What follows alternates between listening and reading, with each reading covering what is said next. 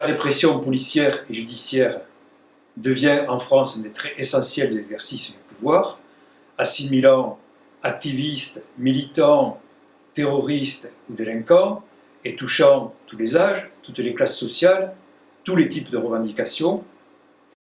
Il est important aujourd'hui de décrire le nouveau visage de la répression politique et d'en comprendre la portée. Vanessa Codaccioni, dans Répression, l'État face à la contestation politique, en livre une analyse précise et nous propose quelques pistes pour y répondre. Pour elle, la répression vise à éliminer la dimension politique de toute forme de contestation. Pour dépolitiser toute action revendicative, il suffit de disqualifier les activistes, les militants et leurs causes. Le pouvoir parlera de délinquants, de terroristes, il les fera comparaître au tribunal correctionnel pour éviter tout procès politique en cour d'assises. Leur action sera assimilée à une infraction de droit commun. L'assimilation au terrorisme est une violence symbolique forte. Elle justifie toutes les mesures de répression préventive permises par les lois d'urgence qui sont détournées et appliquées à tous les manifestants. Les assignations à résidence, les interdictions de manifester sont directement tirées de l'arsenal antiterroriste.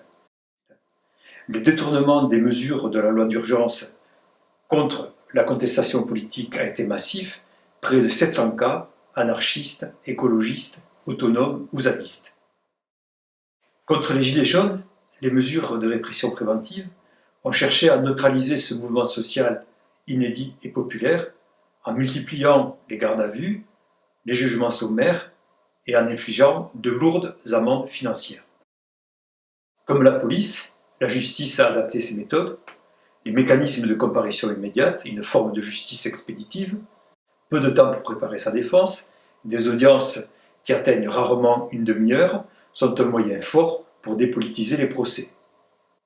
Les activistes, et même leurs avocats, sous la menace, ont intériorisé le caractère coûteux et risqué d'une défense politique. Dans notre société, la perspective d'être arrêté ou d'être incarcéré revêt un caractère punitif marqué.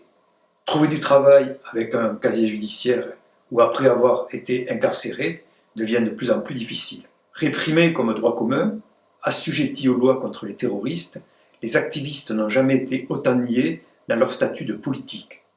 L'urgence est donc de renverser le processus en réaffirmant le caractère politique de la répression et des actions militantes, en se revendiquant d'une forme d'illégalisme politique. Vanessa Codaccioni ouvre un débat qu'elle ne tranche pas mais qui est essentiel. Faut-il criminaliser l'action politique? Faut-il distinguer entre criminels de droit commun et activistes politiques, au risque de stigmatiser les premiers et de valoriser les seconds?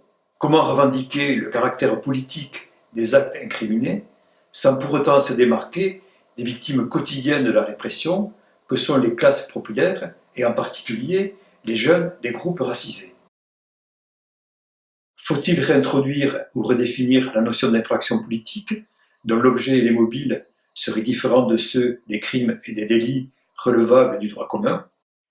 Il lui semble malgré tout très important, comme une forme de résistance au pouvoir, de donner un contenu politique aux luttes, quelles qu'elles soient. Sans dire que les unes sont meilleures que les autres, il s'agit de faire valoir la spécificité d'un type d'illégalisme particulier qui vise l'État, ses agents, ses institutions, ou qui entend, par la transgression des normes légales, résister, dénoncer, alerter, remettre en cause le monde politique, économique ou social.